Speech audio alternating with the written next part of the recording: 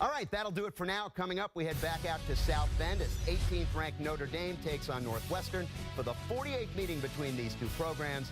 First matchup occurred in 1889. The Irish hold a 37-8 and 2 record over the Cats, including 14 of the last 15 matches. Enjoy the first half.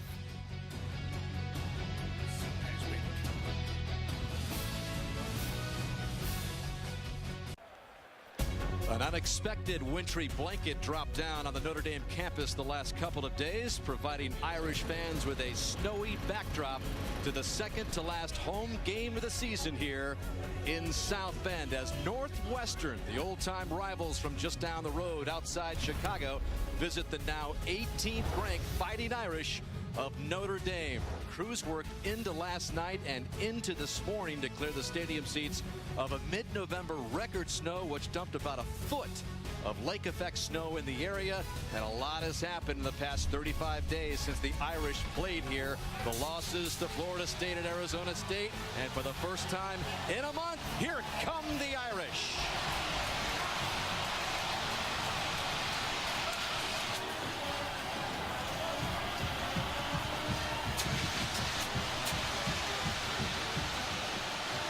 Been 35 days since the last home game here, the longest gap ever between home games at Notre Dame Stadium, as Brian Kelly, despite those 2 losses on the road last month, his team still taking care of business here at home, winning 17 of the last 18. His quarterback Everett Golson trying to bounce back from yet another turnover play game versus Arizona State. 4 interceptions, a lost fumble for 5 total, an alarming 17 in the last 6 games.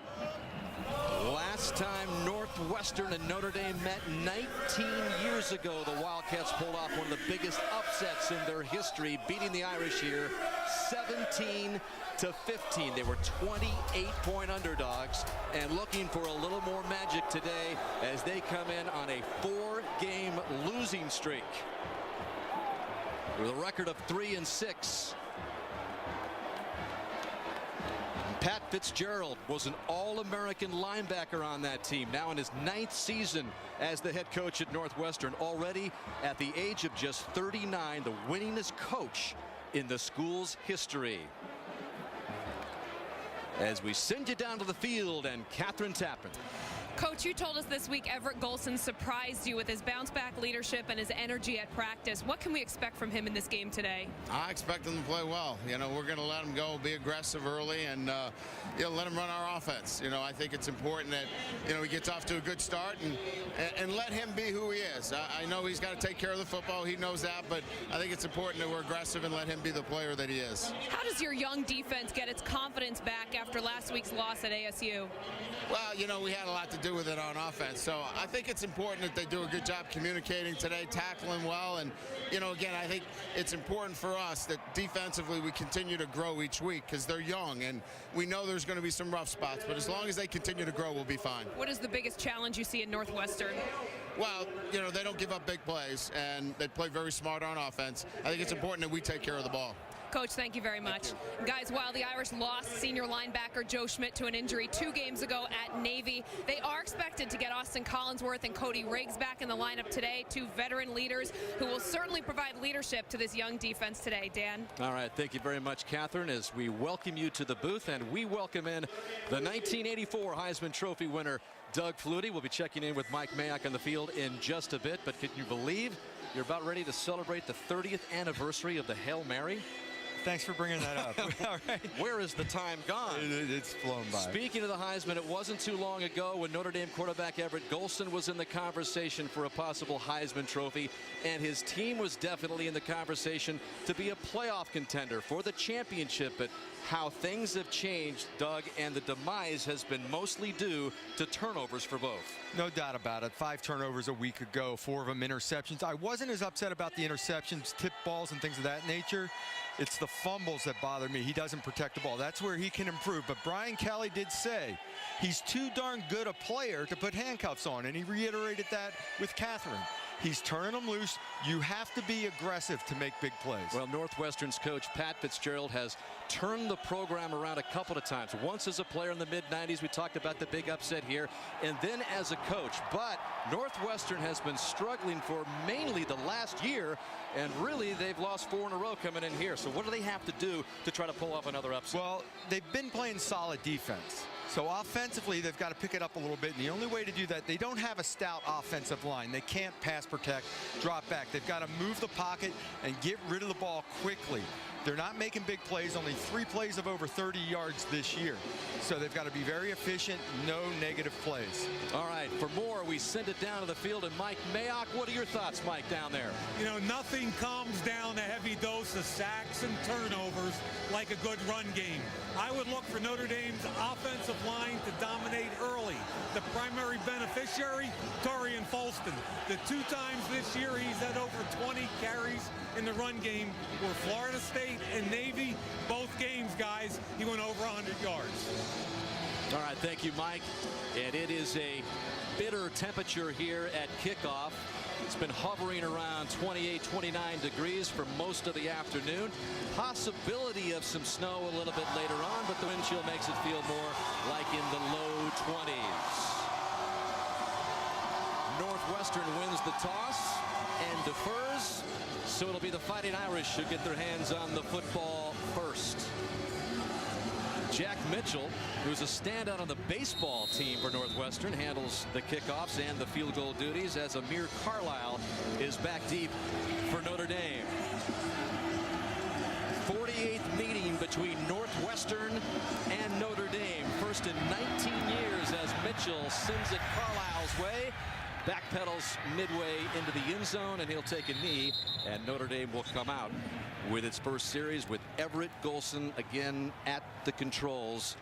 Coach Kelly telling us, Doug, that he was really impressed with his attitude.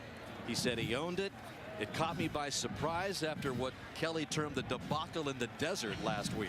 He showed a lot of leadership all week long. Right after the game in the press conference, early this week in a press conference, he's ready to go. He was upbeat when he was talking to us. So Torian Folston flanks Golson. Remember, Folston didn't have a carry in the second half against Arizona State last week. More on that in a moment. And Golson's first pass incomplete, intended for Will Fuller. It'll be 2nd down and 10. And that was a big discussion point during the game last week against Arizona State. It was the pass protection, or lack thereof, that Folston provided the leading rusher for Notre Dame this year. Right, and they really picked it up in the second half when Cam McDaniel got in there for pass protection reasons. They fake it to Folston, and Golson rolls right. That one's incomplete, intended for C.J. Procyse, 3rd and 10. Nick Van Hoos, the corner for Northwestern, on the coverage. Yeah, that's 2 plays in a row where the ball sailed a little bit on Everett. He was messing around with gloves on him pregame, seeing how that felt. It's a cold, chilly day. Keep an eye on whether or not grip may be a problem today. Golson says he has to operate with more savvy. He has to be smarter with the football. Now, this is a familiar refrain we've been hearing for most of the season, but 17 turnovers in 6 games, you're not going to win many. Golson, complete first down to Chris Brown. So on 3rd and 10, Golson converts to Brown for 22. Great job of timing on the throw with Chris Brown. He's not wide open. On the release right up the field, great timing on the throw. Put it on the outside shoulder. Chris Brown turns it up. That's the only area that Northwestern will bring pressure, was 3rd and long. They brought it there, man-to-man coverage. Chichi Araguza was providing some pressure on Golson, but he got it off for the first down. And the Irish from the 39. And Golson on the keeper left side with a first down and racing down the sidelines. He's going to outrace the last defender, Henry, and take it to the house. 61-yard run for Golson.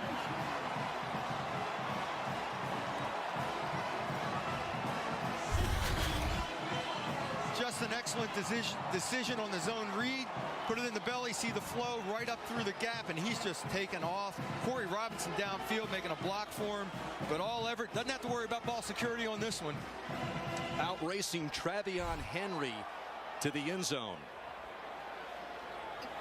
And Kyle Brinza in to attempt the extra point, and the brand new holder for Notre Dame. They've had some holding issues with the previous holder, Hunter Smith.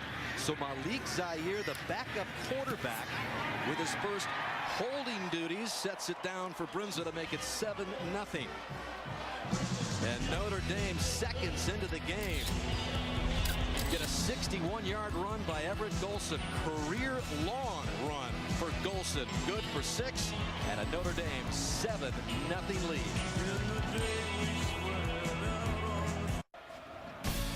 Notre Dame football is being brought to you by Avocados from Mexico, the best snack for the game you love. By Craftsman, this holiday season, give the gift of Craftsman.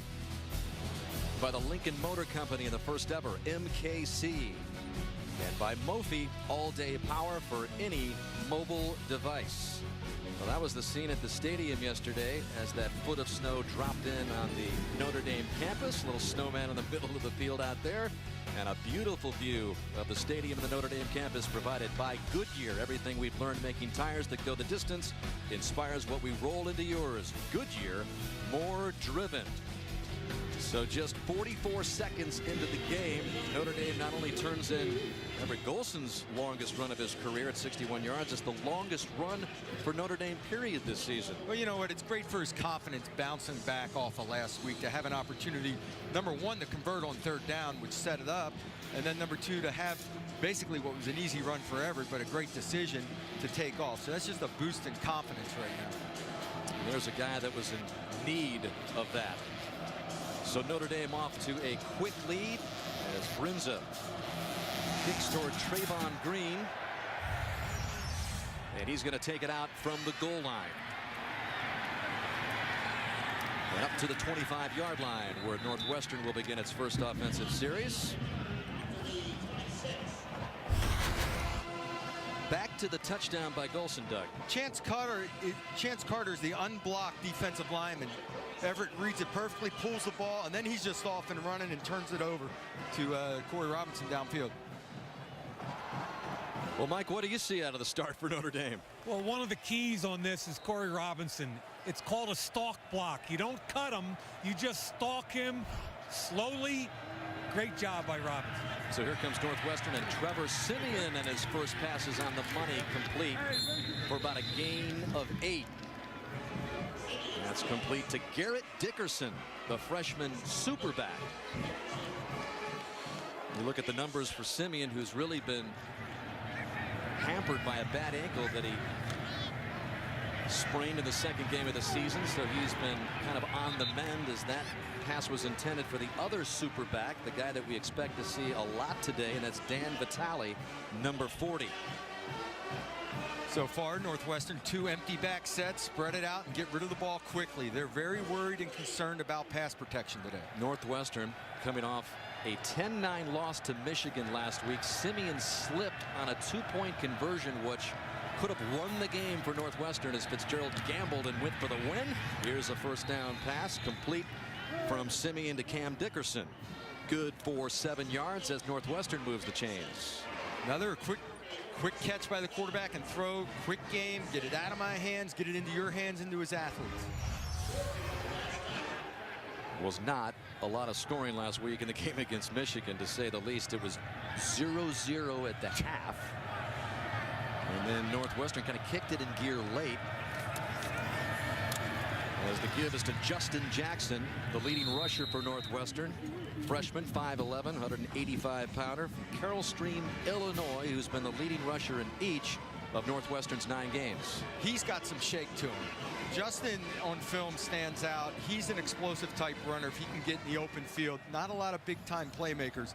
He's one of them. Brings up 2nd down and 6. First down line brought to you by the UPS store. And a quick hitter to the right side to Dickerson, trying to get to that first down marker just short of it. So you saw a pass complete to Garrett earlier, and his older brother Cam Dickerson just made the catch there for Northwestern, just short of the first down. That was Cody Riggs out there. Big on quarterback sneaks. On the coverage, he's had a beat-up foot, and the sneak gets it over for the first down to about midfield. Trevor Simeon on quarterback sneaks finds the open gap. He averages probably 3 yards a quarterback sneak. So maybe they should just go 3 of those in a row, 4 of those in a row for the first down. And you're there.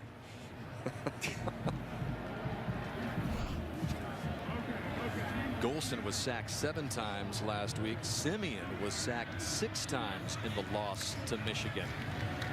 They keep it on the ground. This is Justin Jackson, dangerous in the open field, and he's deep into Notre Dame territory. Finally dragged down at about the 6-yard line, where it'll be 1st and goal Northwestern after a gain of 44 from Jackson. Jackson just stretching it, puts his foot in the ground. Sheldon Day had a free arm, could not pull him down. Great open field running after the fact. And right back to work they go with a fast-paced offense here. This is Jackson. Good for maybe a couple there. 2nd down and goal. Jackson had some big games earlier in the season. 3 straight 100-yard games, in fact, against Wisconsin, Minnesota, and Nebraska. And really at one point this year, Doug, it looked like Northwestern was going to turn around a season, which they started off with 2 straight losses, as Daniel Cage is down on the ground for Notre Dame. They were sitting in great shape at 2-0 in conference. Playing Minnesota, had an opportunity to win that game, let it get away, and it's gone downhill ever since. Yeah, after those 2 losses, they won the 3 straight, including wins at Penn State and against ranked Wisconsin to start conference play, as you mentioned, getting to 2-0. But then the wheels came off. The Iowa game. The Iowa game was the real eyesore in that 4 L's in a row you see. Pat Fitzgerald said that Iowa just played a great game. That was an anomaly. It wasn't them. The Michigan game, they really had an opportunity to win it at the end or pull it out, and he had made up his mind. They had played 2 overtime games in a row with Michigan, lost in overtime, decided, I'm not taking any shots at that. We're going to win it now. Well, Cage, the 6', 325-pound freshman, is finally upright, sitting up, but still down. Now, this first drive could not have gone any better for Northwestern. All positive gains, no negative plays. Got bent back over the pile. And so Daniel Cage being helped off as Northwestern is right on the doorstep here. 2nd down and goal from the 4. It's that time of year, Doug, where everybody's hurt by injuries. As you look at Brian Van Gorder, the defensive coordinator for the Irish, and Matt Alviti is in at quarterback for Northwestern. He made his college debut last week, was in only on 3 plays, and coming across the line was Sheldon Day, and a flag comes in. Well, Alviti is the athletic quarterback, a prospect that they're very excited about as a freshman, and they're looking for opportunities to get him into the game. Offside with contact. Defense number 94. Half the distance to the goal. 2nd down. It was Jerron Jones charged for the penalty, as we hear for the first time from Mike Cannon and this Big Ten officiating crew. So that moves the ball down to the 2. And Alviti's going to run it right up the middle and push the rush across for the touchdown. So Alviti, in just his 2nd college game,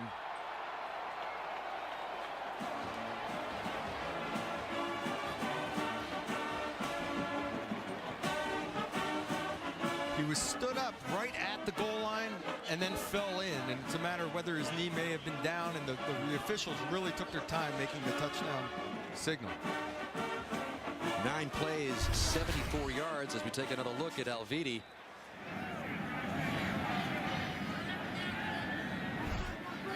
And he's in for the score. And so this is Jack Mitchell in to tie it up for Northwestern. So they come right back after Notre Dame takes it down in a hurry. 44-yard run by Justin Jackson was the key. The freshman helping to set up after Northwestern's longest rush of the season. Sets it up for Matt Alviti. And the Wildcats have tied the Irish at 7. Well, indeed, a lot has changed since the 35 days have transpired between the last home game for Notre Dame. When we left here the last time, Doug, they were 5th ranked in the playoff chase, now down to 18 with those 2 losses to Arizona State and Florida State. A win against Navy in between there. But Notre Dame has its sights set on a big bowl game of the New Year's Day Sixes, as they're now 7 all here with Northwestern. Carlisle juggles the kickoff from Mitchell and then gets it across the 25, spinning his way close to around the 28-yard line, where the Irish will set up with their second series. And it was not a pretty game. We mentioned that Kelly dubbed it the debacle in the desert. 55 points allowed, most since the 85 game versus Miami. 7 sacks we alluded to on Golson, most in 7 years. He threw 4 interceptions, 2 for pick sixes, 41 rushing yards, fewest since the BCS title game against Alabama. And they are on an historical, not good streak of giving up points, averaging 42 points a game. They've been giving up that defense, and that is in and out of the arms of Fuller, who might have taken his eye off of it. He's just running the sit route out on the sideline, and Northwestern's corners play inside, and they will give up these outside throws all day. You just have to be efficient and consistent and complete them time and time again. Mentioned the loss in Tempe. They fell behind 34-3. They did rally with 28 unanswered points, but then Arizona State took it right down the field and ran away from the Irish to end their national championship hopes. 2nd and 10 from the 29. Golson steps back, throws near side, and that time Fuller hangs on. And that's a good for a first down and a gain of 11 for Fuller, who had a big game last week in the loss against the Sun Devils. 6 catches, 95 yards, and a touchdown. He got a little wake-up call from Brian Kelly during that week. He played exceptionally well last week, and again today he should catch a lot of balls on the outside just like that. Yeah, the wake-up call was, Will, you didn't exactly have a great week in practice. Fuller turned it around as Folston gets the carry. Leading rusher for Notre Dame, but again just 30 yards against Arizona State last week. Going back to the Arizona State game, 2 defensive touchdowns for Arizona State, setting them up in great field position all day long, but it showed how explosive Notre Dame can be when they turned it on in the second half. 2nd down and 7, and the end around coming this way, looking for some room is Procise, and he's got nowhere. In fact, he loses 4, which will bring up 3rd and long. Great job on the backside by Dean Lowry, staying home, reading the play in front of him, doing his responsibility, stays upfield, and Procise can't make him miss. So 3rd and 11 as the Wildcats snip that one out. 6'6" over there, Lowry. He may tip a few passes today. He had a couple tipped last week.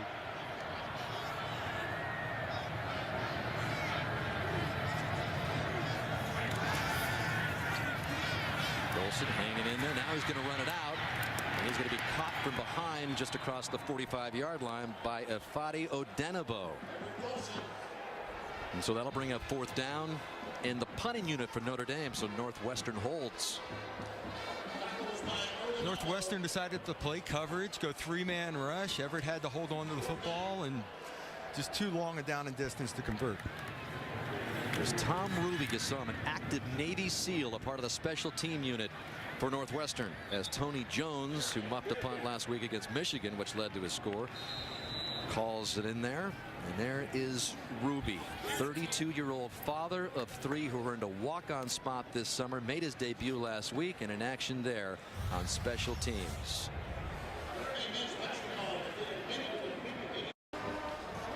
Subscribe now and join the Rivals.com community for exclusive Irish recruiting news and complete team coverage. What was clicking on that offensive series for Northwestern, Mike?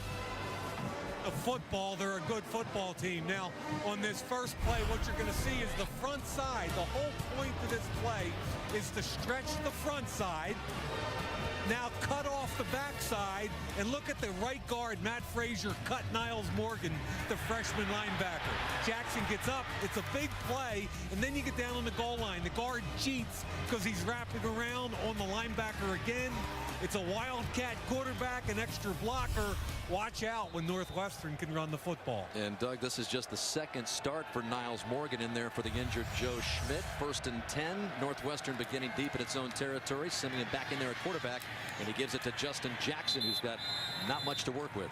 Yeah, back to Niles Morgan. Niles is a probably a better athlete, a much better athlete than Joe Schmidt, but he's a little bit slow in reacting. He's not full speed because he's thinking a little too much right now. 2nd and 7. The quick hit to Tony Jones. That'll bring up 3rd down as Niles Morgan was in there. Yeah, the coaches were saying he was just a bit too tentative.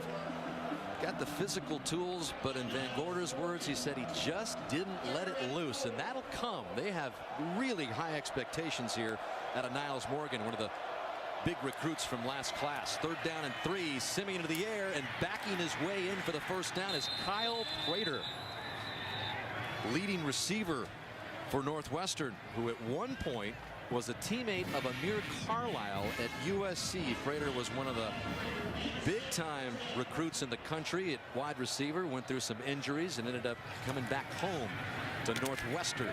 There's another quick hit, complete to Prater again. Again, the 3rd down conversion was a 3rd down and 3.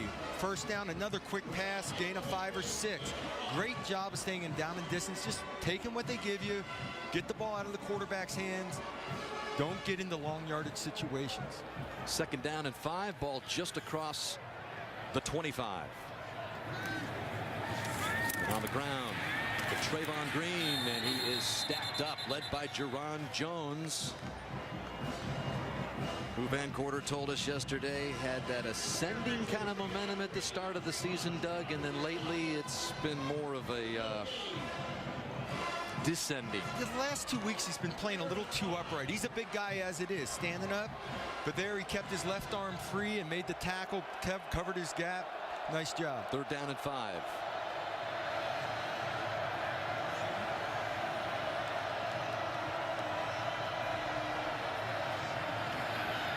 Here came the rush, and he gets rid of it quickly, and the ball is now loose, and that is Austin Collinsworth headed to the end zone for the touchdown.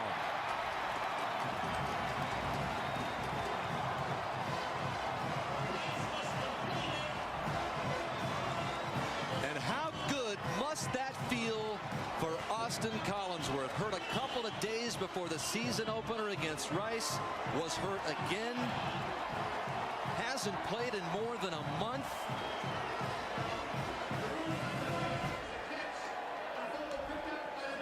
And Collinsworth scoops up the fumble. It's under review. It's blitz, it's one-on-one coverage. Cody Riggs with the strip with the right arm. The ball is out, and Austin has the awareness to slow himself down, take his time, pick it up, make one cut, and be in the end zone. That ball seems to be caught. Had possession, it appeared to me, Doug. To me, that's both feet on the ground, a football move, turning up the field, total control, and then Cody Riggs strips it. Again, Cody Riggs has been questionable. He missed last week's game against Arizona State with a left foot injury. And then Austin Collinsworth, who's got the biggest woes of anybody on the injury list in Notre Dame over the past few years. A shoulder, he's had back, The field is confirmed. Touchdown. and that's confirmed, and Collinsworth has a touchdown in a Notre Dame uniform. I'm looking at him in practice the other day, and I'm saying, oh, it's nice to see Austin back out there in practice. You know, he's out, yeah, but he's not playing, right? And I say to Van Gorder, he's not going to be, oh, no, he's in the mix. So it's a great opportunity for him. He still has that knee brace on. And I'm Very sure a happy great moment for his parents. Chris Collinsworth, who you all know is our Sunday Night Football analyst, comes to all the games. Oh, little bobble there by Zaire, and that ball is picked up, and going the other way for Northwestern is Nick Van Hoos. So Zaire bobbles it. He's the new holder, and Van Hoos takes it the other way.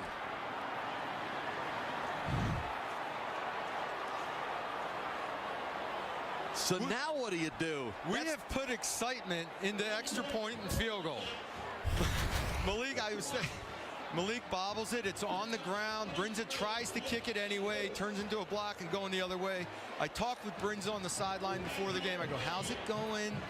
How's the new holder situation? He goes, it's coming along, which to me meant look out. Instead of 14-7, it's now 13-9. What a play by Van Hoos.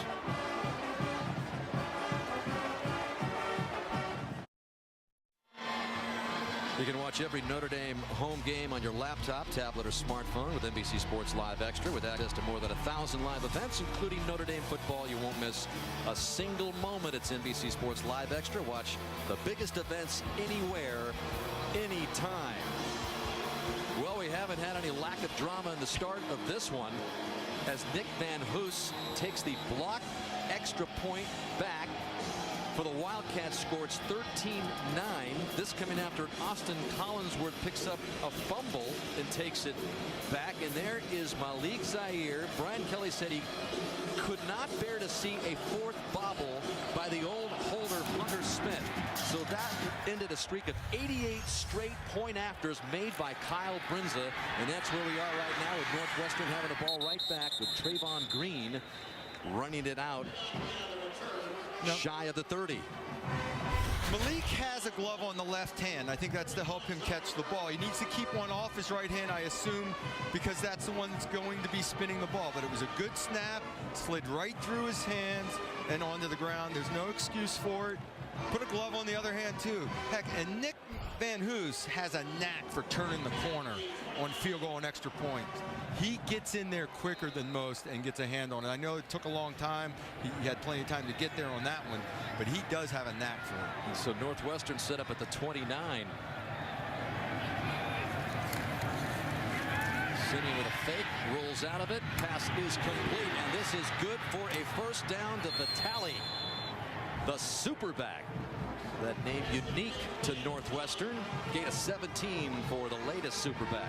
Don't let the body type and the number 40 fool you here. This kid is an athlete. He can run a 4.4 40. He looks like a fullback type, but he's got a little shake to him and a lot of speed. Vitale gets it up to the 46, first and 10. Simeon already 8 of 9 for 56 yards, so a good start for him. Maybe a yard or two for Justin Jackson. And the completion was off a play action pass. They've gone a lot of spread them out, quick game, a little bit of play action, mix the run in. Northwestern's offense, it's very frustrating to play defense against this because you don't have an opportunity to blitz and get after the quarterback. And that seems to be Notre Dame's biggest problem this year. Those tempo changing offenses have given them problems. Justin Jackson just across midfield, still short of the first down. We'll bring up third down. Well, here's actually a third down in distance where maybe Notre Dame could turn up the pressure a little bit and get after it.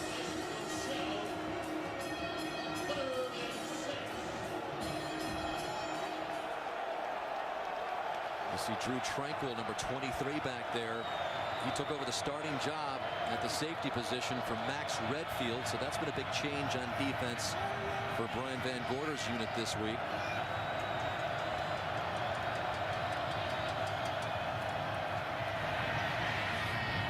That pass complete for the first down to Tony Jones.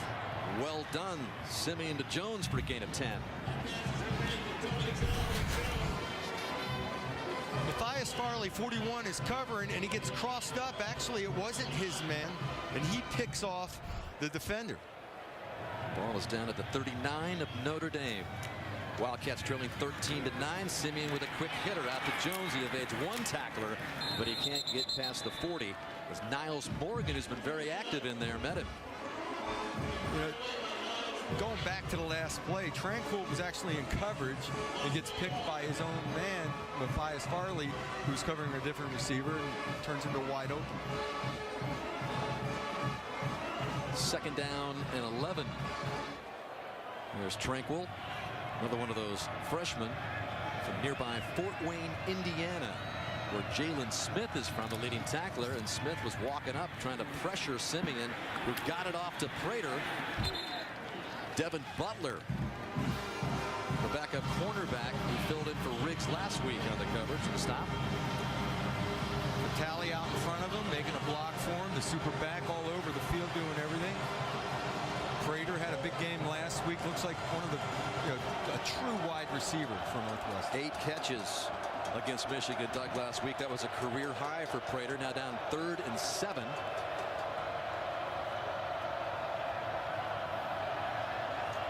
Simeon looking to the sidelines. Northwestern already 4 for 5 on third down conversions. And that one batted down, which will bring up fourth down. Isaac Rochelle appeared to be the Irish defender who got a hand on it. You know, if you can't get to the quarterback, get your hands up. Rochelle does a nice job of just getting in the passing lane, getting a hand on it. Turns into a fourth down situation. And Simeon and the offense are still out there. By the way, Cody Riggs is not on the field in coverage. Well, they figure they're down here at the 36. Obviously out of field goal range. They're going to give it a shot. Fourth down and 7. Here comes the pressure from Notre Dame. Simeon gets rid of it, and it's over the arms of Jones. So Notre Dame will take over on downs. Austin Collinsworth, who just came up with a fumble return for the touchdown on the coverage. Well, he had a shot on this. If he puts the ball a little bit to the outside and just flatten the receiver, they've got a completion conversion down inside the 15-yard line. Yeah, he had a little cushion on Collinsworth, but incomplete, and the Irish take over with 3:50 left in the first and leading by 4. When Pat Fitzgerald took over the Northwestern job at the age of 31, he was the youngest Division I coach at the time by 5 years. 58 wins already the most in Northwestern history, and looking for another big one here today against Notre Dame. Irish leading 13-9, taking over 1st and 10 at their own 36. Golson drifting back, buying some more time, and the pass is complete. Yes, to Will Fuller, right on the edge there for a gain of 11. Nice patience, slide move when he had initially nothing there, and gets it outside to Fuller. Again, look how far inside the defensive back is. There's plenty of room on the outside of the field, outside the numbers, to complete passes today for Notre Dame. And this is the ongoing discussion with Golson, Doug, is you know, when do you take off? When do you buy that time? You know, when do you cut it loose? You don't want to lose that innate ability that he has. And then he shows there, a flag comes in as Golson got it to Fuller. Gain of 32. You can't take his aggressiveness away from him. He's just too good an athlete. Here again, he hangs on the ball, moves around, waits for something to develop, and this is trust. I mean, Fuller was not open. Pass interference. Defense number 27. Penalties declined. Result of the play.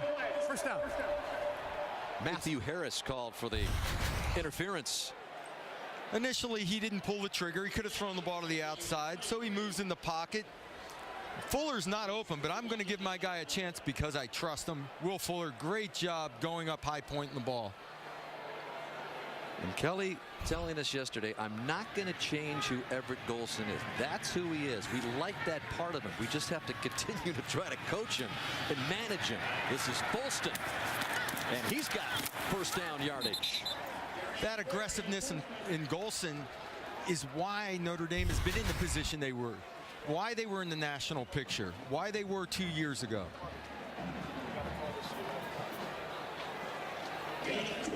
And Folston showing off that innate ability as well. Yeah, as Mike Mayock said earlier, this could be a Folston day, carrying the ball, be able to run the ball on this Northwestern defense. So the ball just outside the 10.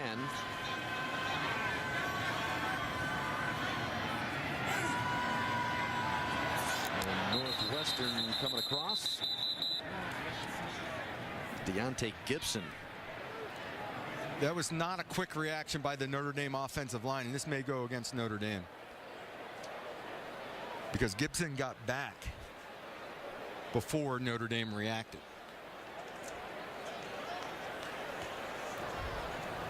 Offside with contact. Defense number 96. 5-yard penalty. First down. Yeah, they call it on Well, contact's a different story if he did touch. As long as he touched him, it bails me out. I don't think he touched him. I think the ref bailed out Stanley. Stanley decided, you know what? If I react to this guy, he's offside. Okay, I'll react. All right, so 1st and 5 now. Ball at the 6. Folston, beautiful spin move in for the score.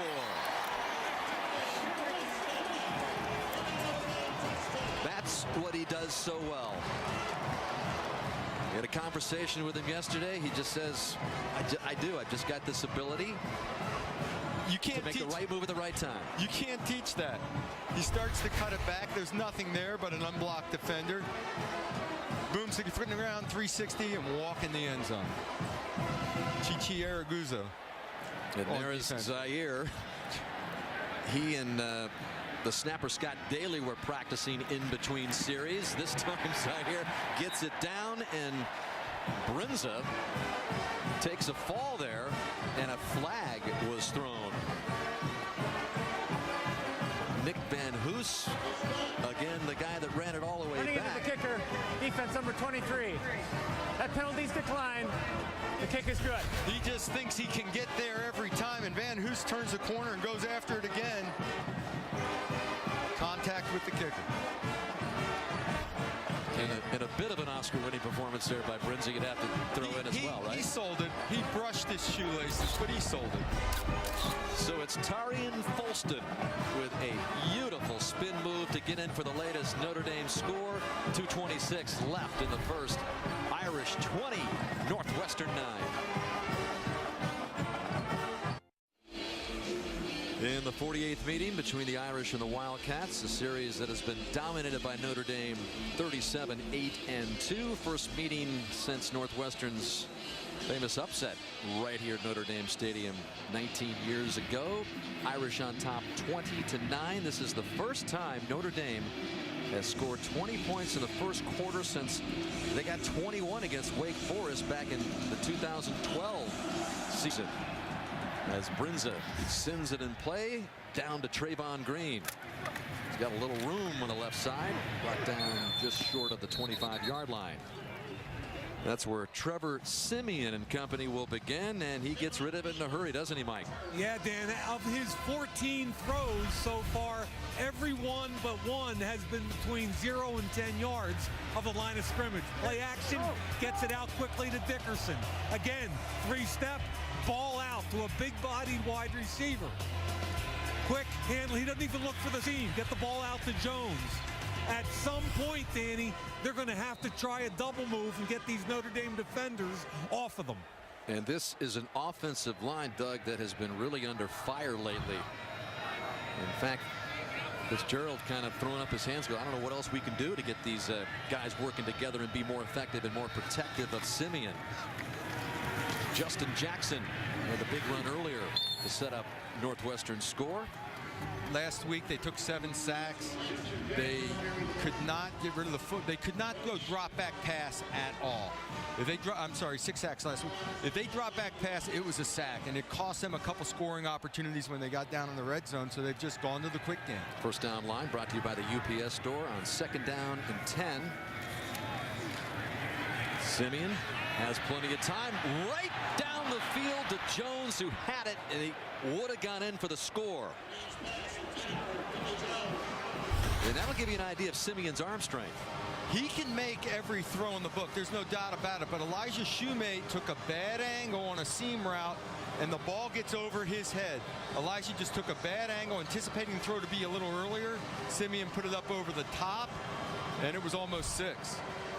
Definitely catchable for Jones, who scored the late touchdown against Michigan last week. On 3rd and 10, little draw here to Green up the middle for plenty of yardage.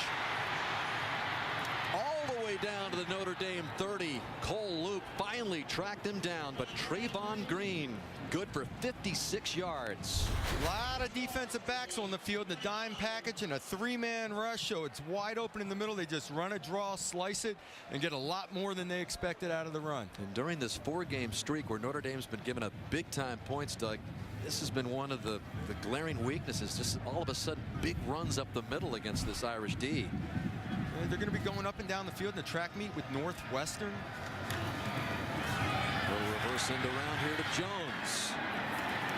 He outruns Trombetti, and Devin Butler finally bangs him out. A little trickery there by Northwestern. Gain of 12. This is a team that scored 16 points in the last 10 quarters.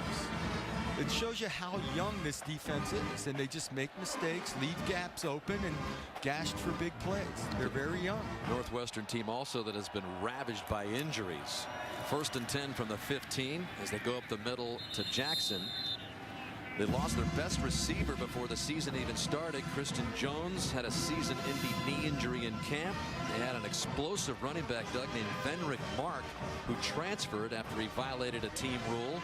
He was a 1,300-yard rusher a couple of years ago. Miles Schuler, wide receiver, out today again with a hand issue.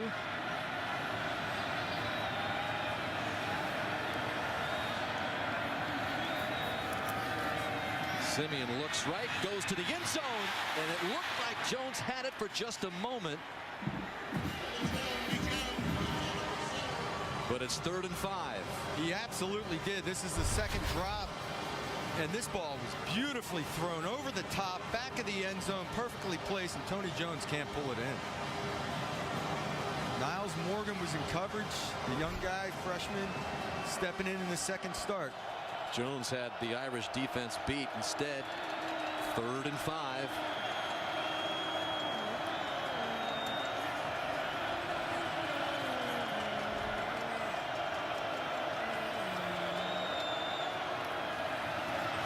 And up the middle goes Green.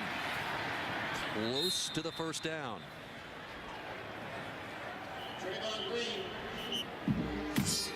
It looks like the spot's going to give it to him. It's twice in a row on 3rd down plays, on pass situations, mixing in the run, increasing it. So it'll be 1st and goal for Northwestern as the final seconds tick off the first quarter of play. An active first quarter of play where we saw a little bit of everything. But the end of the first 15 at South Bend, Notre Dame 20, Northwestern 9. Will return to Notre Dame Stadium after these messages from your local NBC station. You're watching Notre Dame football, NBC.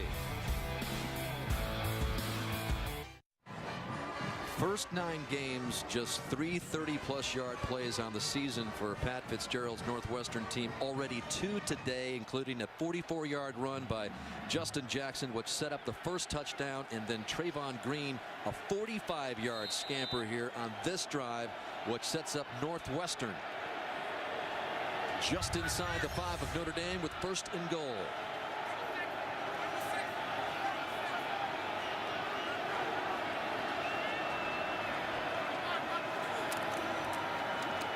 Simeon looking for the corner route. Beautiful grab by Prater for the touchdown.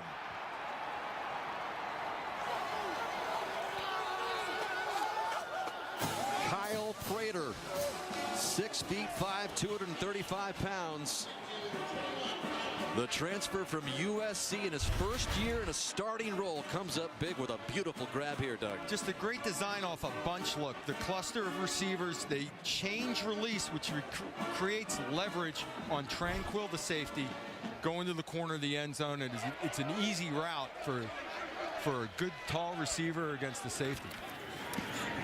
Mitchell with the extra point brings the Wildcats back within 4 in the opening seconds of the second quarter. 2 receivers just change release. It creates leverage on the safety. He just outruns them to the corner. And a beautiful throw by Simeon. Well, we talked about all these big plays and these big numbers that the Notre Dame defense has been giving up. When you look at the first few games of the season, just 12 points per game. Last 4 games, 43, 31, 39, 55, 42-point average given up in the last 4 games for Notre Dame, highest over a 4-game span in Notre Dame history. A total of 168 points by Van Gorder's defense. You know, turnovers can go into the mix there, but the bottom line is teams have gashed them, moved the ball with big chunk plays. Florida State's explosive, Arizona State's explosive, Navy's very unique, North Carolina got them with tempo. It's all been different types of things, but it's been consistent that they've been letting up a lot of yards and a lot of points. Yeah, before the season began, most of the worrying concerns for Notre Dame was on defense, and then Van Gorder's defense came out of the blocks with what we just showed you with a very good performance. He said the guys have been absorbing it faster than I ever would have thought, and then now we've got more of a learning curve with a lot of young freshmen in there for the unit. Here's Carlisle bringing it out with a nice run across the 20. Let's check in with Catherine. Dan, Northwestern University President Morton Shapiro said earlier in the season that Kyle Prater was his favorite player and the one that he gets most excited about. I asked Prater about the president's comments earlier in the week, and he said, "I am blessed. I look at everything I've been through, and for me to be in a situation where people speak highly about me, I'm truly humbled. I just can't take sole credit, though. My parents, my coaches, they've helped me be who I am. I never quit, and I want to be the best. And hearing those nice things make me realize how blessed I am." And I think Northwestern would think they're pretty blessed right now to have him on the team as well, guys. Yeah, it is a good story, Catherine, as Notre Dame begins here with Greg Bryant, who gets his first carry of the game. Ibrahim Campbell brings down Bryant, but Prater really was considered the #1 prospect in the country when he came out of high school.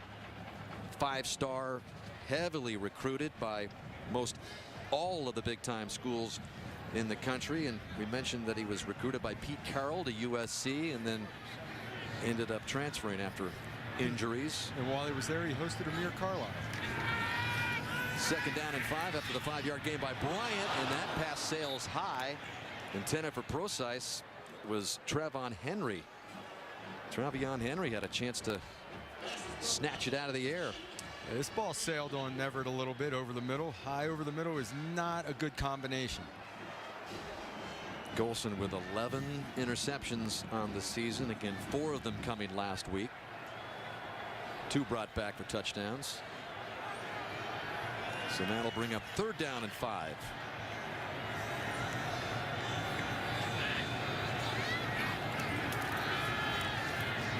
Stands in. That ball wobbles a little bit as it sails toward Fuller, incomplete. Matthew Harris on the coverage down the sideline.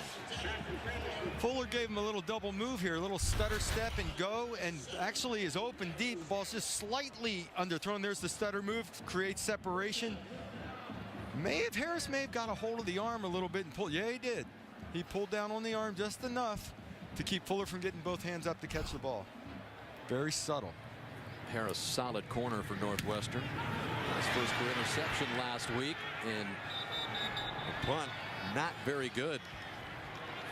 So uncharacteristic punt of just 26 yards for Kyle Brinza, who's been just about automatic most of the year in punts.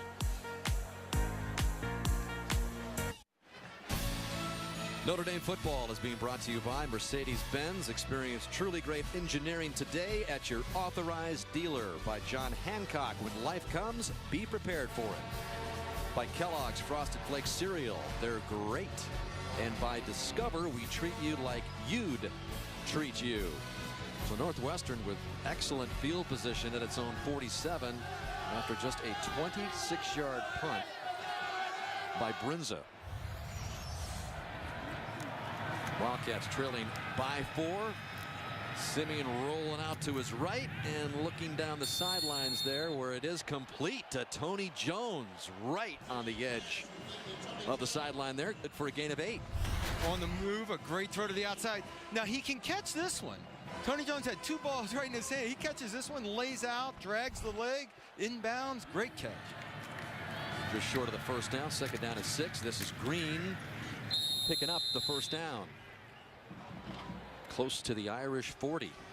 Again, going back to the last play, moving the pocket. You've run a lot of quick game there. They move the pocket, run a little bootleg, keeping the Notre Dame defense off balance so they can't just tee off and pass rush. Last time Pat Fitzgerald was here in South Bend was when he was inducted into the College Football Hall of Fame back in 2008.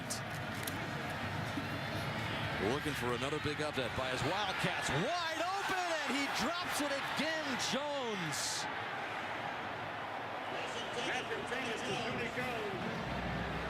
That was 6 by number 6 if he was able to hang on. He gives Matthias Farley just a little stutter step and loses him, and is wide open again and gets crossed up with his hands trying to turn it over. He needs to swing his hips and just turn around and make sure he catches the ball there. He's trying to reach back a little bit, catch it, and stay on the run. Fitzgerald giving him a pat on the back. Oh. Sorry, coach. 2nd down and 10.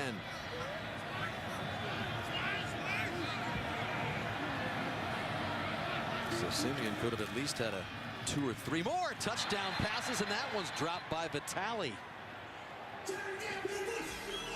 3rd and 10.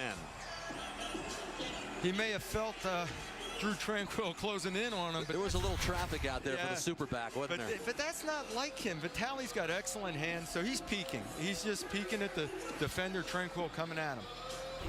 Simeon 13 of 20. So 7 incompletions, 4 of them have been drops. So we'll try it again here.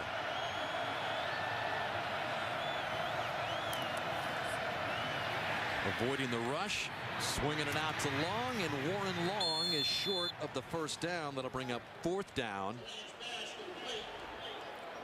As Warren Long is kind of the 3rd option running back and also can catch some out of the backfield. Jalen Smith made a heck of a play there, avoiding 2 blocks and just running around the blocking scheme on the screen. This could have been a touchdown. He makes a heck of an athletic play to run him down. So 4th and 3. They don't have the leg to go for a field goal here. So Fitzgerald is going to give it a go again. Remember, he tried earlier in the first quarter. And Notre Dame held Northwestern. And another drop. Austin Carr can't hang on.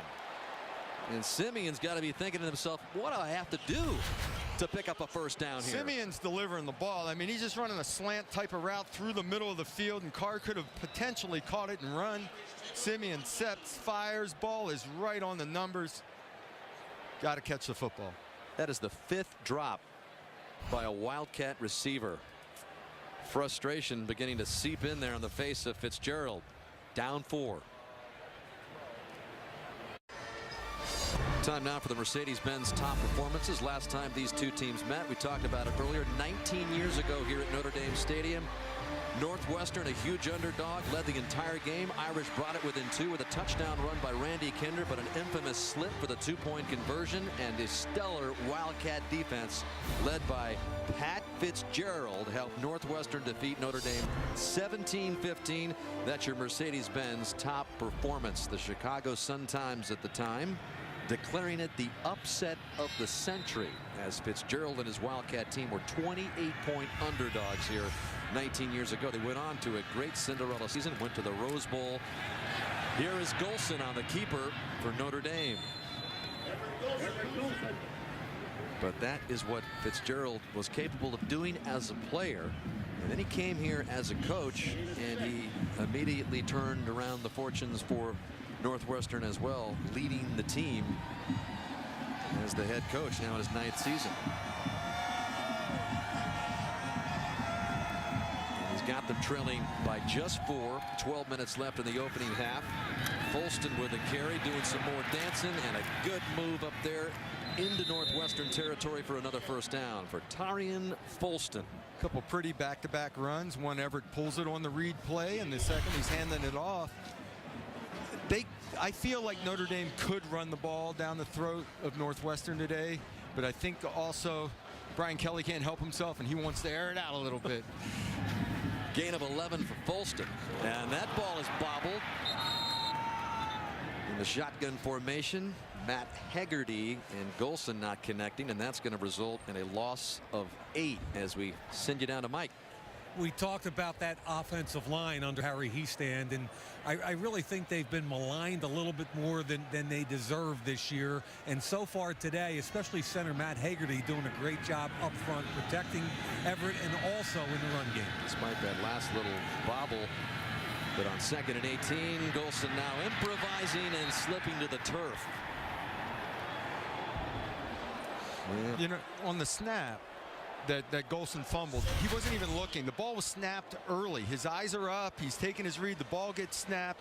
And then the second thing that surprises me about this is it was on the ground and Everett just jumped on it. He's had enough of the turnovers. No scooping it up and taking off and trying to make a big play.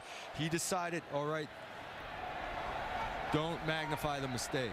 So the Irish in reverse here, 3rd and 24.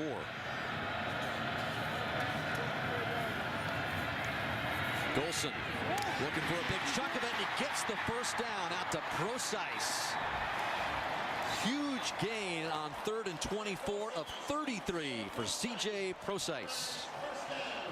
Procise is lined up in the slot. There he is. And he just runs up the seam, and the thing that made this happen was it was a three-man rush, and Everett Golson was very patient, waited. Procyse did a nice job of idling down in the seam to give him a window to put the ball. So after backing up, Irish in business here. Far side pass complete to Will Fuller, who's able to haul it in there for another first down. Gain of 16 for Fuller. Now they're saying no. Originally, the indication was a ruling on the catch. field, it's an incomplete pass. Well, now the ruling on the field incomplete to Fuller. Nope, he didn't have it. Ball sliding through. On a cold day, we've seen a lot of drop balls. These things are sliding through. Even on the opening kickoffs, Carlisle was dropping the ball in the end zone, not catching it cleanly.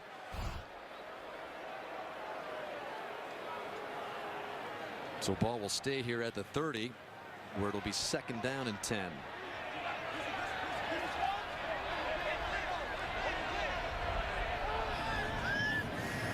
At the bunch formation to the top, and now Koyak, the tight end, sets up on the left side in front of Folston, looking for a hole. Not much there.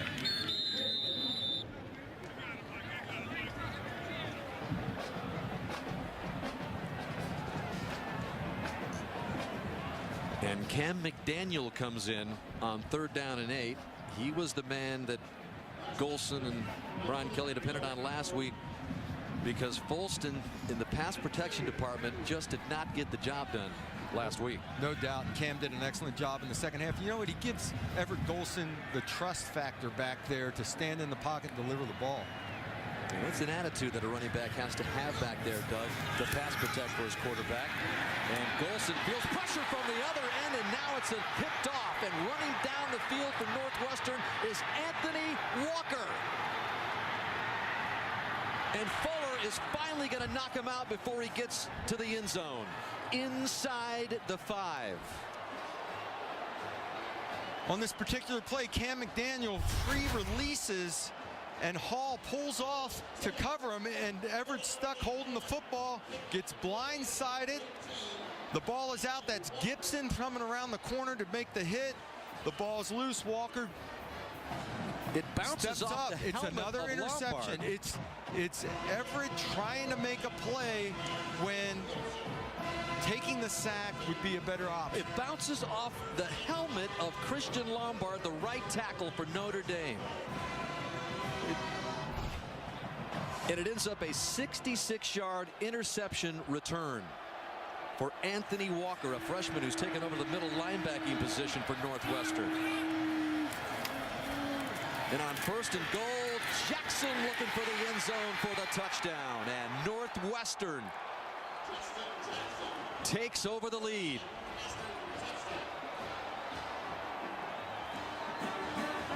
Turnovers turning into short fields, quick touchdown turnaround. Everett has got to protect the football. You can't try to make a play when it's not there. Know when to tuck it under and take the sack. Pressure coming from the backside from Gibson. Right off the helmet of Lombard, and now Jack Mitchell with a chance to give Northwestern, with 9:12 left in the half, a 3-point lead. First lead of the game for Northwestern. 3 trips to the red zone, 3 touchdowns.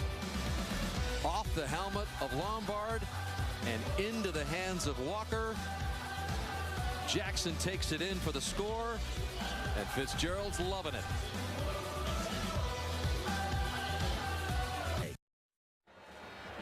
Snow-covered campus of Notre Dame Stadium. Aerial coverage provided by Goodyear. Everything we've learned making tires that go the distance inspires what we roll into yours. Goodyear, more driven.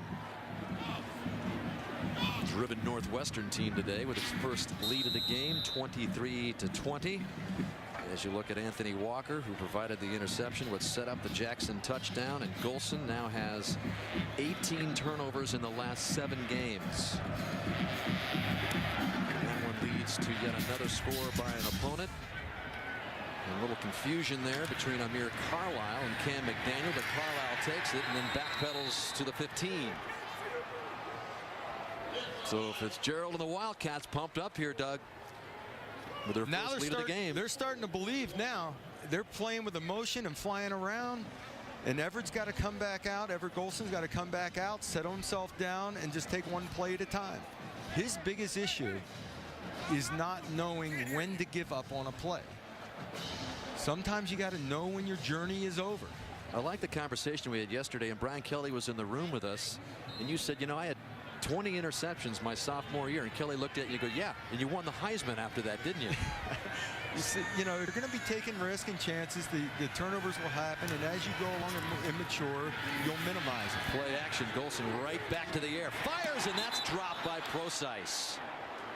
How many drops have we seen today by both teams? This is contagious. It's a nice route. He's running a corner route, takes it up the field, wide open, ball's delivered on time, easy catch, knocks it down. It almost looks like a defensive back throwing it to the ground.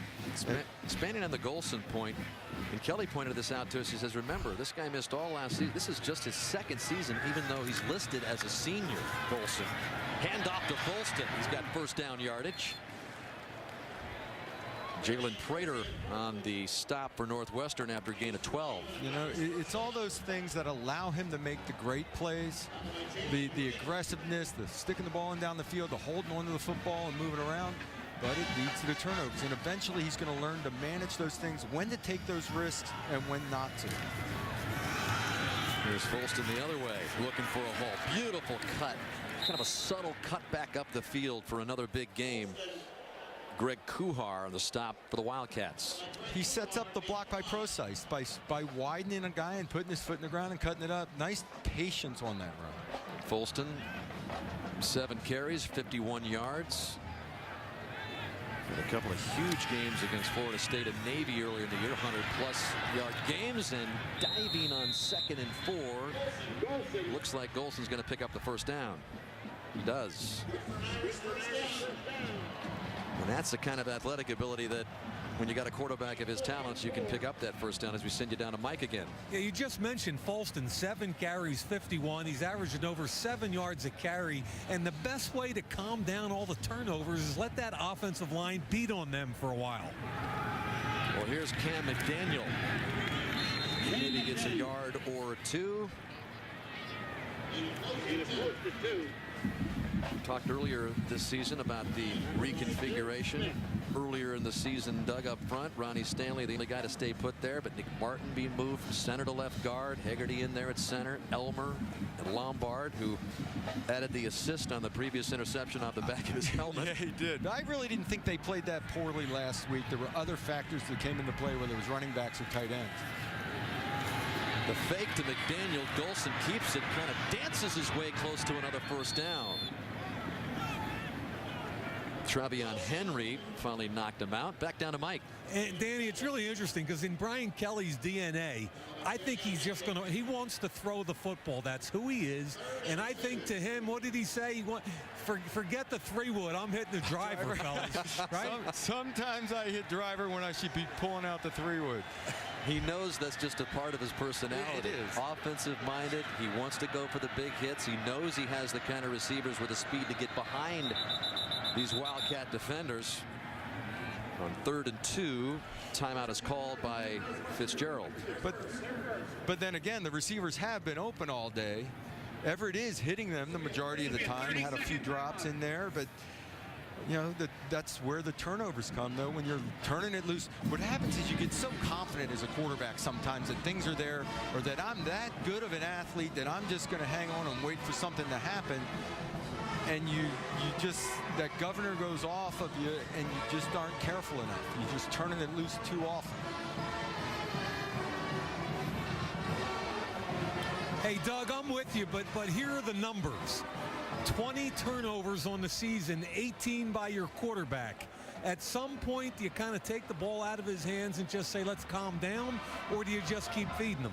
No, I agree, Mike. You got to taper it, and maybe this is a point where, especially a game like today, where they know they can run the football to settle that down, but you don't want to go back in reverse. You don't want to go back to 2 years ago where he was a game manager protecting the ball, because your defense is giving up points, and you're going to have to outscore some people. Or as in the words of Kelly, he rode the bus in 2012. He's definitely driving the bus this year. In fact, Kelly saying, you know, you give him the keys to the car. It's his responsibility not to wreck it. And that's McDaniel picking up the first down on 3rd and 2 for Notre Dame to keep this drive alive into Wildcat territory. One of the team captains, Cam McDaniel. Every time you think he's going to be kind of the forgotten running back on offense, he has a game like last week where they depend on him and he gets plenty of action and he's thrust right back into the spotlight. He was so big last week, scanning for protection, going from one side of the formation to the other, and giving Everett Golson a comfort zone where they made that rally, got back in the ball game, and he was a huge part of it. Folston back in there on 1st and 10. The fake to him near side. It is complete to Chris Brown. Good gain of 8 for Brown. Those outside throws are going to be there all day long. It's just what do you want to do? Do you want to run the ball like Mike's saying? They could line up and run the football down your throat, or they can throw these out routes all day. All I know is Northwestern leads by 3, 23-20. Close to the first down is Folston. Believe they're going to give it to him. And that's because of the turnovers. Defense is not playing well. Even though it feels offensively for Notre Dame like they can do anything they want, they're trailing 23-20. Sooner or later, you're going to die by those. And that's what happened in the 80 degrees in Tempe, Arizona last week. Golson avoiding pressure and just throwing it out of bounds. That's what you like to see at that point, right? Two things about that play that you like to see. Number one, Everett's instincts there on the sprint out were to pull up because he couldn't get the corner. And he remembers last week getting hit from the blind side on a throw that turned into an interception. So he started to slow down and then he said, no, I can't do that. Got wider, threw the ball out of bounds. First down line brought to you by the UPS store. So on 2nd down and 10. The Wildcat 37. Golson just rushing by the pressure and downfield. Is he interfered with? Yes. Corey Robinson is going to be the beneficiary of a defensive pass interference flag here. Pass was intended for Corey Robinson. Pass interference. Defense, number 9. 15-yard penalty. Automatic first down. That's called on Jimmy Hall. 6'2" against Corey Robinson, 6'4". All right, Corey's got the height. He's open. He's down there.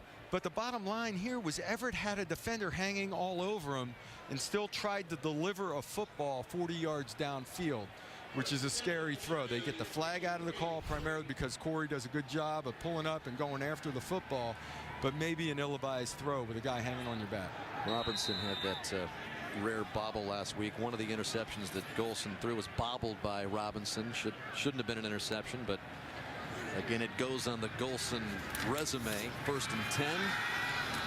Golson to pass. He's got Fuller, and he's got the touchdown.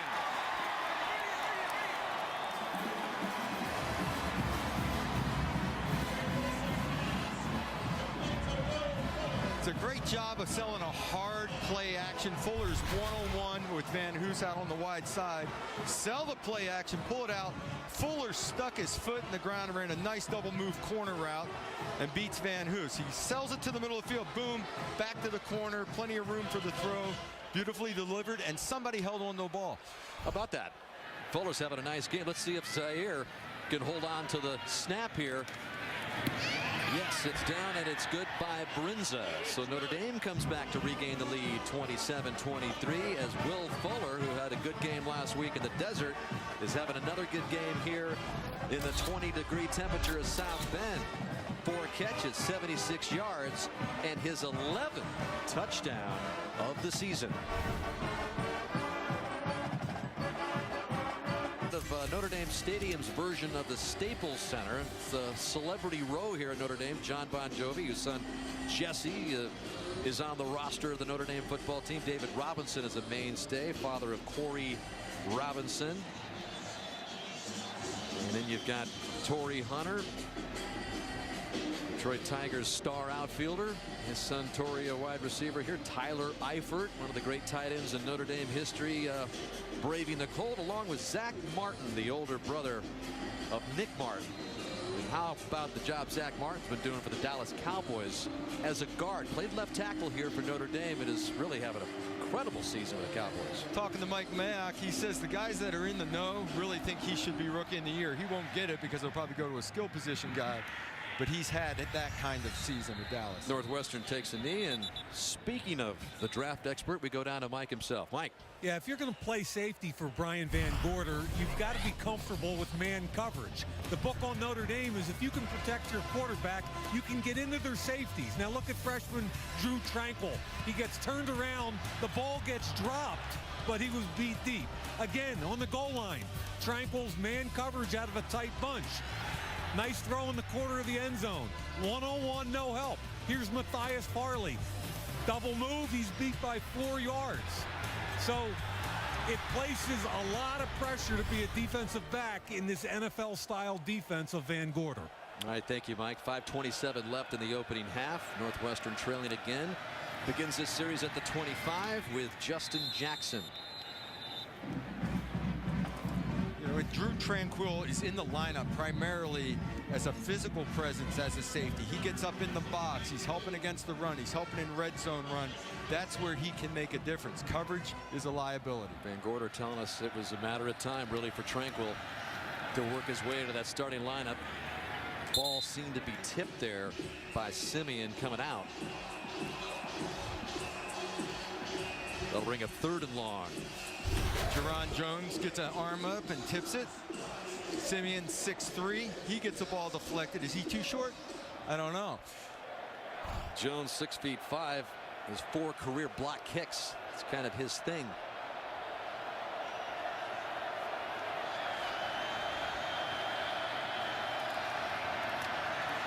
Simeon steps back and then throws for the first down up the middle. And a huge gain here is Cam Dickerson. Cole Luke trying to wrestle him down along with Devin Butler. He gets all the way down just outside the 15-yard line. So another one of those big plays by Northwestern just when you think Notre Dame's got him on their heels. It's just out of a stacked alignment, and Cam releases to the inside. Tranquil turns him loose because of the change release. He's in a wide open area and then off and running. Cole Luke has trouble getting him to the ground because he starts to try to strip the football. Gain of 60 on the play and back on the ground to Green. So Northwestern, 4.5 minutes left here in the opening half, trying to regain the lead. Remember, we showed it to you earlier. The first 9 games, 3 30-plus yard plays. Another one there matches it already in just this game today. Ball at the 8 on 2nd and 5. They give it up the middle to Green again, close to another first down. Should bring up 3rd down and 1 for Pat Fitzgerald. After a great 5-year run, Northwestern has been struggling since last October when they went 4-0. They then lost 7 games in a row before they finally won their last game of the season last year. And we talked earlier about what's happened this year. It was a good start, and then currently on a 4-game losing streak, trying to stay in the game here, which they certainly are at the moment, with Notre Dame 17-point favorites. The Irish, and a timeout called on 3rd and 2 by Fitzgerald and the Wildcats.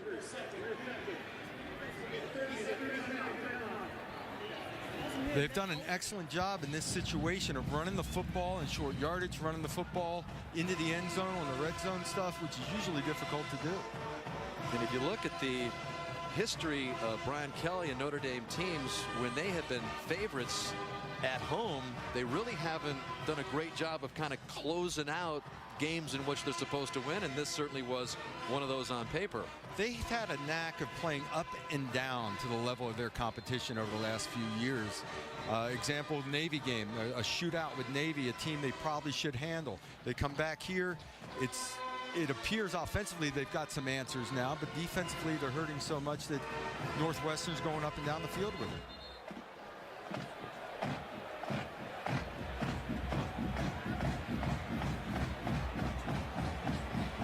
Temperatures hovering around 20 degrees. We've seen a lot of drop passes today, but the winds are really in control, so it hasn't been a real windswept day here. Brisk cold, yes, but the winds have not been a factor. 3rd and 2 for Northwestern here.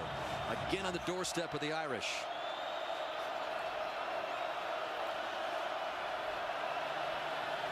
Another one of those times where Simeon looking to the sidelines late with the play clock down to 5. And now they scramble and break out wide to the left with 3. Play clock came down to 1, and Simeon called a timeout just before it expired. Great job of awareness by Simeon. He wanted to get to something out of the shift. Could they look to the sideline, get the play scattered to a wide open set? He didn't have enough time to get done what he needed to get done at the line of scrimmage. Well, we've talked a lot about Golson. What's your opinion now of Simeon? I think he's looked really good. Maybe one of the best games he's played all year. Seeing him on film, he could make every throw. He has the arm. He's got a quick release. He makes quick decisions and gets the ball out. The problem has been pass protection. So he hasn't been able to take the deep drops, let things develop downfield over the course of this season. But as far as pulling the trigger, being accurate with the ball, he's actually mobile too. He had a little bit of an ankle injury and was limping a little the last few weeks, so he hasn't been quite as mobile. But there's no doubt he makes good decisions with the football. Had a career high 32 completions last week.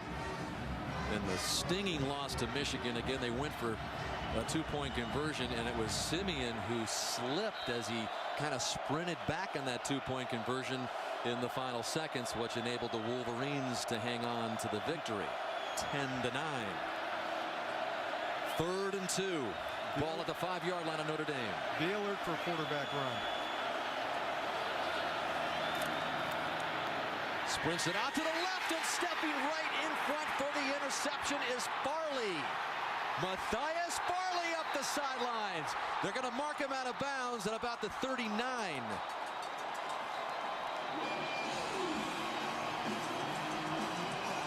Farley had a really good game last week, even though the Irish lost to Arizona State, and he adds another interception here against Northwestern. Interception and a sack last week in the desert, and he steps right in front of the intended receiver here for another pick.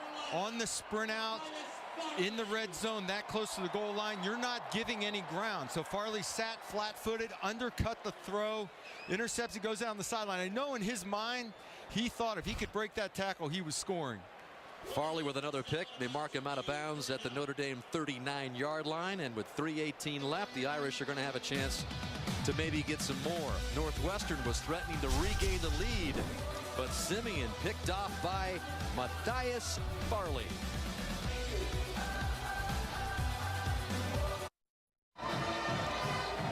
Coming up, the Discover Card halftime report. Jimmy Robertson, our NBC studio. He'll have all the scores and highlights from all around college football. Earlier we showed you Alabama out in front 19-0, so they'll update you on all of that.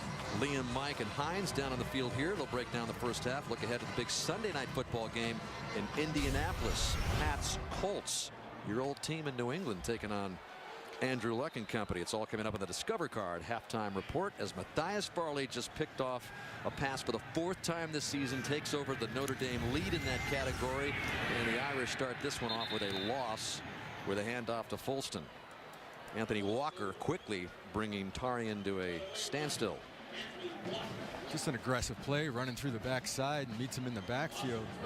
Walker moved up into that starting lineup when Colin Ellis announced his retirement this week after multiple concussions. It was an emotional announcement that he finally had to make. So Walker's been filling in for him. Golson to the air. That pass is complete to Brown for first down, and he gets out of bounds just at about the 42-yard line of Northwestern. Gain of 22 stops the clock with 2:48 to go. Notre Dame has all 3 of its first half timeouts. Again, throwing the ball outside the numbers on outbreaking routes. It's like stealing, and never got on the corner there. Just wide open view, easy throw.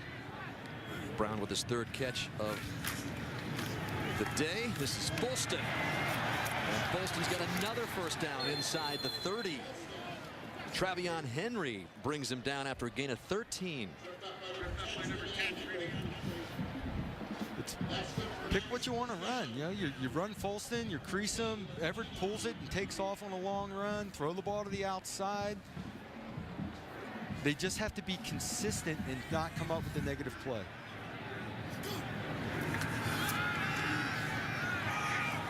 That pass incomplete, intended for Ben Koyak, who did not have one of his strongest games last week against Arizona State, mostly from a blocking perspective. He, along with Folston, kind of had their struggles. Yeah, they had their hand in some of the sacks and some of the negative plays that occurred last week against ASU.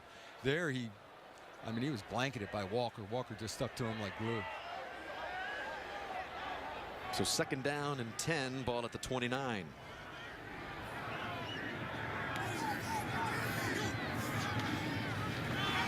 Golson turns and hands to Folston. Folston does his thing along the right side, short of the 1st down. As we send you back down to Mike. Yeah, one thing, guys, they're running an awful lot more of the pistol formation than we've seen all season.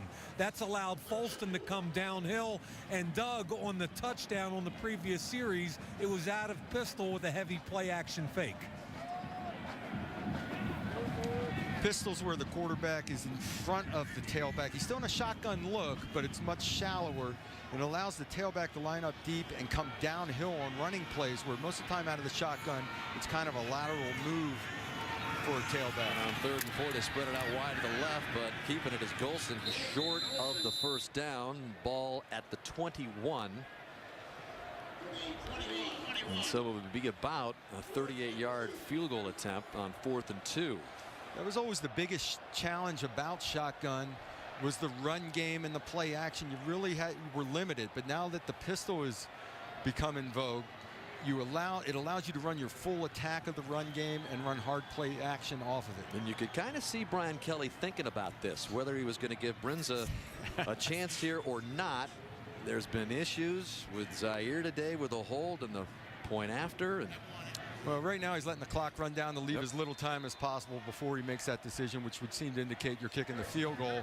And let's see if we can't get this thing straight. So Malik Zaire, who is left-handed. You know, being left-handed, I was a right-handed holder, and for right-footed kickers, my hand is out of the way. It's to the offensive line side of the ball, and the kicker has a pure view of the ball. So you would think a left-handed holder's left hand would be in the view of the kicker and distract him somewhat. Zaire, being left-handed, is holding the ball as a right-handed holder, and his hand is out of the way. I don't know if it's uncomfortable for him or if it's just the way he's always done it, if he's ever done it before. Well, he's been practicing ever since that Stanford game when a couple were bobbled by Hunter Smith, the former holder, who actually was roommates, lives with Scott Daly, the snapper. Kelly kind of half jokingly said, you know, the guys live together. They ought to be able to get this thing right. But Kelly made the move and went to his backup quarterback as the holder. And so they spotted here at the 28. It'll be a 38-yard attempt by Brinza, who earlier this year became the all-time leader in field goals for Notre Dame, but that is wide to the left. I don't know. We'll check the hold and make sure that was solid. Just putting an adventure in field goal and extra point. Solid snap, solid hold. But a lot of times your confidence as a kicker here would be shaken, and you're wondering whether the ball is going to be placed well, and just from a confidence of your snap and hold. And in a close game, Doug, these add up. And Brinza, who earlier had a streak of 88 straight point afters, snap because of Zaire not being able to get it down, misses there from 38, and the Irish and the Wildcats are going to go into the locker room separated by a mere 4 points. Kelly, who was talking to Brinza earlier there after a punt that went just about 20 some odd yards, is talking to Kyle right now as we send you down to Catherine. Coach, a lot of missed opportunities and drop balls in that first half, but your quarterback, Trevor Siemian, is playing one of his best games of the season. What can you say about the way he controlled the first half of this game? Well, I like the way he's responding. You're right. We've got a lot of self-inflicted wounds, but he hasn't gotten down. He's responded boldly, and we're going to need him for the next 30 minutes. You've been on this stage before. You know what it's like to win in this stadium. What do you tell your team at halftime? I'm old. It's 19 years ago. These guys know how to win. We just got to go do what we do, trust ourselves, play Wildcat football in the second half. Was there anything you saw in Notre Dame that you didn't expect to see? They're a very talented, well-coached team. No, we expected everything, but it's going to be a heck of a next 30 minutes. Coach, good luck. Thank you. Thanks, go Cats. Fitzgerald saying earlier this week, I'm not here for nostalgia. I'm here to win a football game. His team trails by 4, 27-23. Stay tuned for the Discover Card halftime report as we're going to send you to Jimmy Roberts in our NBC studio. Notre Dame 27, Northwestern 23 at the half. Back in South Bend, where at the half Northwestern is hanging with Notre Dame. At the half it is 27-23, the Irish leading the Wildcats. Welcome back inside Notre Dame Stadium. Lee McHugh alongside Mike Mayock and Hines Ward. We're wondering what Notre Dame's offense would do today after last week. They were successful against Arizona State in the second half last week. First half tonight, they put up 27 points. Where have they been effective? You know, modern football is supposed to be so different, but when you can run the football effectively, it makes everything a lot easier. So Folston went 11 carries for 71 yards. He's an excellent rusher, but when they get him in the pistol right there, coming downhill, good block by Koyak, it also makes your quarterback more effective. The exact same run fake. Look at the protection. Maximum protection, plenty of time. He throws a strike. Northwestern's a team that ranks 119th in offense. 18 points per game they put up. But tonight, they have their 2 longest runs of the season, their longest passing play of the season. How are they getting this done? Well, I said they didn't have explosive plays coming into the game, but tonight they got 3 explosive plays in the first half. And on the first run, you're going to see, and I think this is a great blocking scheme up front. There's a great cut block in the middle on the freshman Nick Morgan that picks up a big game. Then you come back on the next play, and I think it's a great play call. 3rd and long, you know they're going to come back. Just run a simple draw, and there it is for another game. But this is what disturbs me. When you're running hurry-up offense, you have miscommunication. You leave a guy wide open, and those guys that made the mistake were freshmen. And going out, you have to be able to play big and play smart all around. It was Niles Morgan and Drew Tranquil, 2 true freshmen, both who went on a delayed blitz. Irish lucky to be up for? Hey, how many drop passes did we see with Northwestern? A lot of drops. Let's give Mick McCall, the offensive coordinator for Northwestern, a ton of credit. And now we got a tight game up next. Mike, in our pregame, you said this could be a dangerous afternoon for Notre Dame. It's playing out that way. So as you look to the second half, what are you keying on? Special teams is a recurring theme for Notre Dame. They left 3 points on the field with that blocked extra point, another 3 points with a missed field goal. That's 6 points. In a tight game, it can cost you. When you look to Northwestern, keys to the second half? Well, the quarterback, Trevor Siemian, he's really playing excellent, but his wide receivers got to help him out. Catch the ball. Catch the ball. Tony Jones, you could be the hero right now. He's got hands like feet. Hey, but he could have 4 or 5 catches right now for touchdowns, but they have to capitalize on the missed opportunities. That's wide receiver to wide receiver advice. Catch the football. We're looking ahead to the second half. Notre Dame and Northwestern. Right now we have a tight one brewing here in South Bend.